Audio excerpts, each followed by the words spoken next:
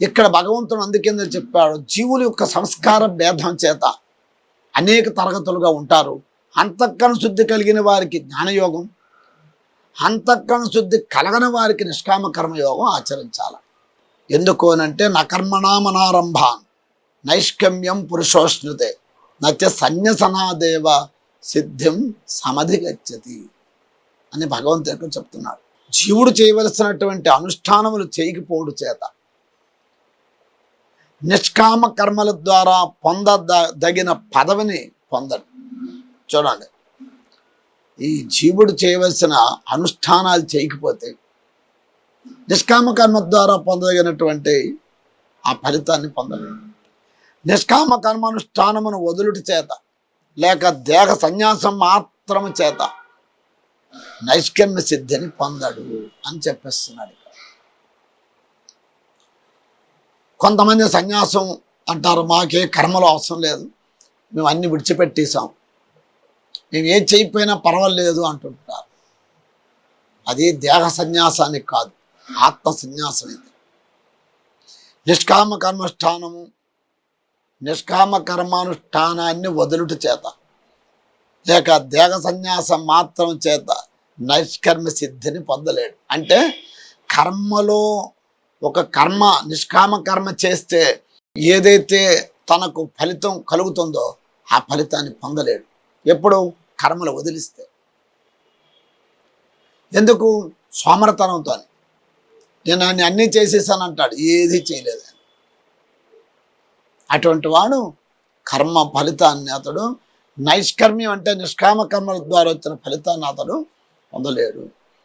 మరి అయ్యా నా కర్మలే నేను చెయ్యను, ఇక నాకు కర్మ చేయడం ఎందుకు, కర్మబంధాల్లో ఇరుక్కోవడం ఎందుకు, నేను హాయిగా కూర్చుంటానంటే నువ్వు కూర్చోలేవు అని భగవంతుడు తేడతల్లంగా చెప్పేస్తున్నాడు.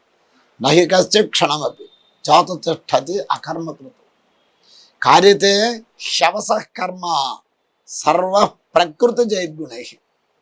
ఎందుకంటే ఎవడు కూడా ఎప్పుడు కూడా క్షణకాలమైన కర్మను ఆచరించకుండా ఉండదు.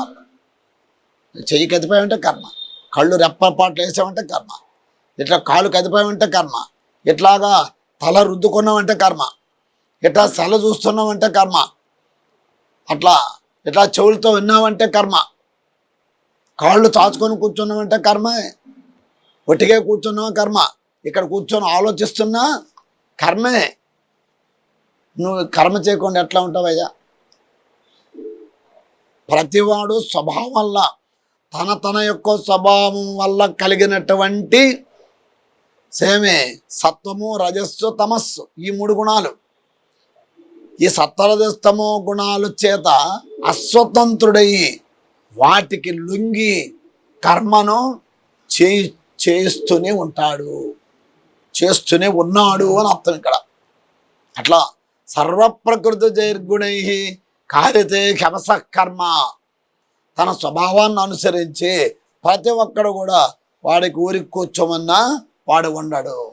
చూడండి, కొంతమంది ఎంత ఉన్నా సరే వాడు ఏదో ఒకటి చేస్తూనే ఉంటుంటాడు. ఒరే బాబు కూర్చొని హాయిగా ఏదో దైవధ్యానం చేసుకో, చక్కగా 3 పూట్ల భోజనం చేస్తూ ఉండానంటే ఆహా ఉండడు. తన స్వభావం, ఆ స్వభావ సంస్కారాన్ని అనుసరించి చేస్తూ పోతుంటాడు. ఎందుకు అనంటే సత్వము రజస్సు తమస్సు, ఇవి 3 గుణాలు. ఈ గుణాలకు లోబడి ఉంటాడు జీవుడు. వాటికి లొంగి కర్మను చేస్తూనే ఉంటాడు.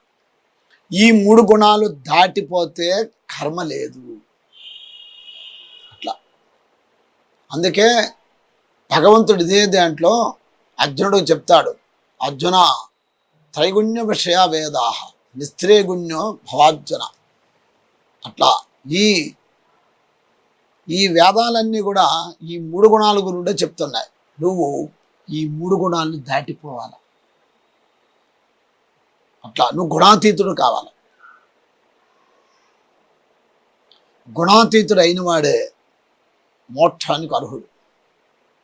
గుణాలకు లోబడినవాడు అతడు మోక్షానికి అర్హుడు కాదు.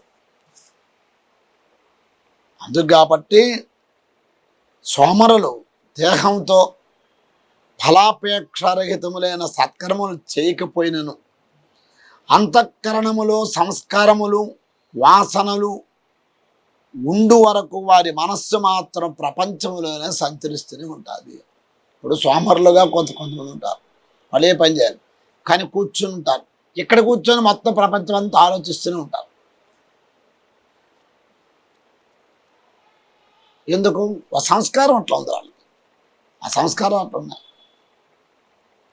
అందుకు కాబట్టి భగవంతుడు ఇంకా చెప్తున్నాడు, కర్మేంద్రియాణి సంయమ్య యాస్తే మనసా స్మరన్ ఇంద్రియార్థాన్ని మూఢాత్మ మిథ్యాచారస్స ఉచ్యతే అనే కర్మేంద్రియాన్ని సంయమ్య అని భగవంతుడే స్వయంగా చెప్తున్నాడు అనమాట.